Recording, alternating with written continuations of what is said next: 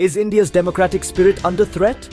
From the vibrant rallies of independence to the drafting of a constitution that promised justice, liberty, equality and fraternity, India's journey as a democracy has been both inspiring and complex. This nation was envisioned as a tapestry woven with varied threads, different languages, religions and cultures all coexisting under the umbrella of democratic values.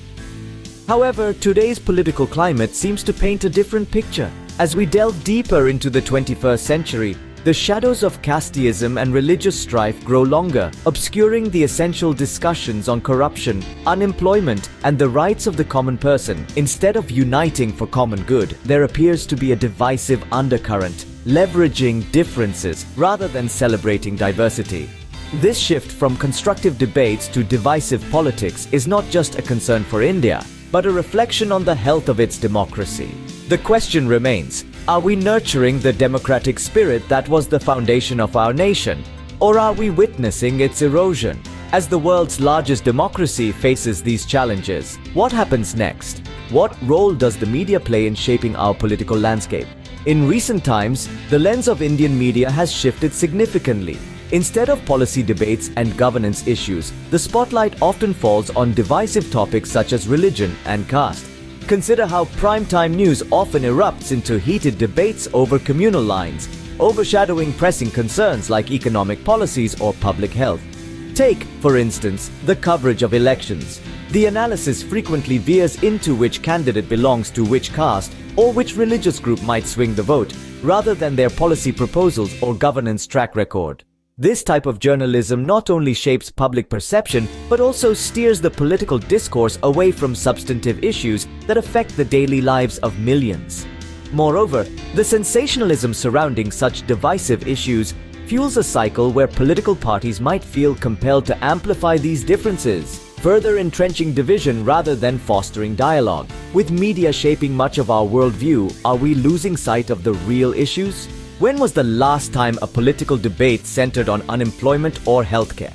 In the bustling cacophony of politics where caste and creed dominate the discourse, the pressing issues of corruption, unemployment, and public health seem to fade into the background. These are not mere topics, they are urgent challenges that impact millions daily. Consider corruption, an ever-looming shadow on governance.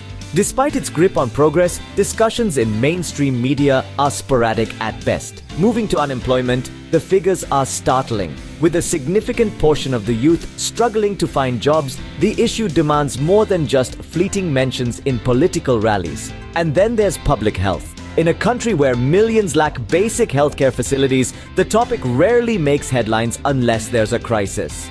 Expert opinions emphasize the need for a robust healthcare system, yet the political will to address this seems diluted at times. Are we distracted from the issues that truly affect the everyday lives of millions? How are caste and religion being used as tools in Indian politics?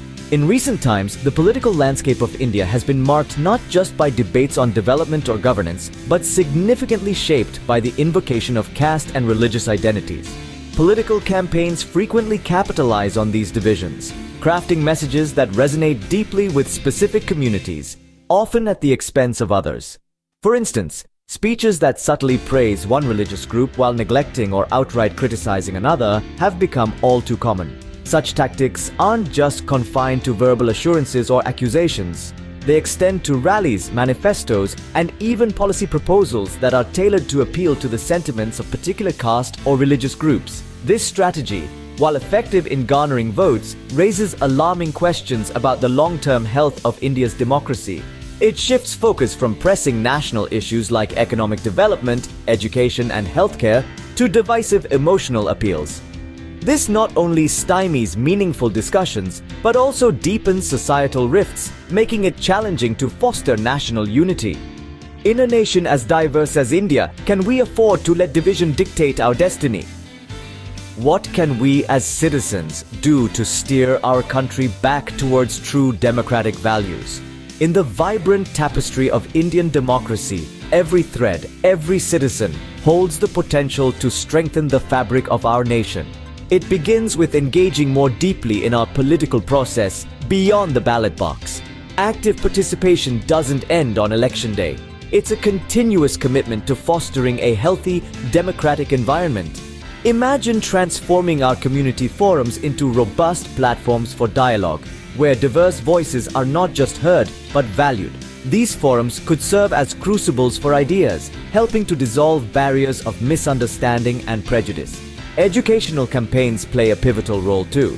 By enhancing our understanding of the issues at stake, from corruption to unemployment, we empower ourselves to make informed decisions, holding our leaders accountable. Social media, a double-edged sword, can be wielded to unite rather than divide. Let's harness its power to spread awareness and knit communities together, focusing on common goals and shared dreams. Democracy thrives on informed debate. It's time to bring the focus back to what matters.